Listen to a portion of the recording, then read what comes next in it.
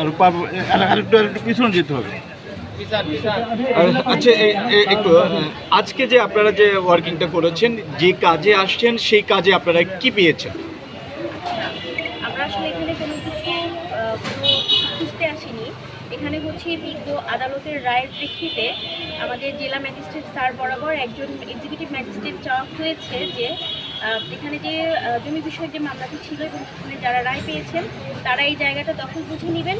এক্ষেত্রে এখানে কোনো ধরনের কোনো আইন শৃঙ্খলা পরিস্থিতি যদি উদ্ভব হয় তো সেক্ষেত্রে আইন শৃঙ্খলা রক্ষাকারী বাহিনীকে দিক নির্দেশনা প্রদানের জন্য একজন এক্সিকিউটিভ ম্যাজিস্ট্রেট নিয়োগ করা হয়েছে। সেই প্রেক্ষিতে স্যার আমাকে এখানে পাঠিয়েছেন, আমি এসেছি এবং এখানে এসে আমি যেটা দেখলাম আইন শৃঙ্খলা পরিস্থিতি স্বাভাবিক রয়েছে।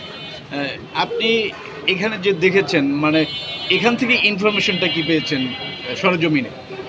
আমাকে যেহেতু আইন শৃঙ্খলা রক্ষার জন্য এখানে আইন শৃঙ্খলা বিষয়ক কার্যক্রমের জন্য এখানে পাঠানো হয়েছে, আমি এখানে আসার পরে কোনো ধরনের আইন শৃঙ্খলা লঙ্ঘন হওয়ার মতো কোনো ঘটনা ঘটেনি। একটু আপনার নাম পরিচয়টা বলুন। আমার নাম নাইমা খান, আমি ছিল আপনার কাছ থেকে আমি আরেকটা বিষয় জানতে চেয়েছিলাম, সেটা হচ্ছে যে বেকু এবং অনেক জনবল নিয়ে এসেছে। একটু নাম পরিচয়টা শেষ করুন। আমরা কোনো বেকু বা কোনো জনবল আমি নিয়ে আসিনি। আমরা যখন এসেছি তখন আমার সাথে আমরা একটা গাড়িতে কয়েকজন আনসার সদস্য এবং আমরা এসেছি, আর হচ্ছে আদালতে কিছু লোক ওনারা আর একটা গাড়িতে নিয়ে এসেছেন এবং আমি আসার কতক্ষণ পরে দেখলাম যে এখানে ভেকু আনা হয়েছে, কিন্তু ভেকু আনার বিষয়ে আসলে এটাতে আমি এটা জানি না যে ভেকু কারা এনেছে। আদালতের আদেশ ছিল কি ভেকু আনাটা? না, আদালতের আদেশ আমি পাইনি। আমাকে যেখানে নিয়োগ দেওয়া হয়েছে সেখানে কোনো ভেকু আনার কথা বলা হয়নি এবং ভেকু আনার বিষয়েও আমি অবগত না।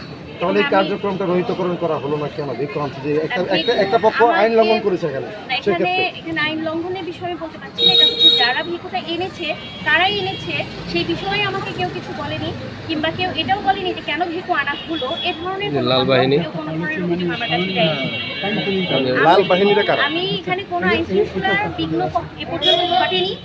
এই আমাকে আইন শৃঙ্খলা রক্ষার জন্য এখানে দেওয়া হয়েছে এবং এর মধ্যে আইন শৃঙ্খলার বিঘ্ন আমরা একটু ধন্যবাদ আপনাকে। লাল কাপড় যে লোকগুলো এখানে এসছে, প্রায় শতাধিক লোক আছে এখানে, ওরা কারা? লাল কাপড় বাজে কারা এসেছে সেটা আমার জানা নেই এবং এখানে তো মূলত আমি প্রথমেই বলেছি যে এটা হচ্ছে এটা হলো দেওয়ানি আদালত থেকে।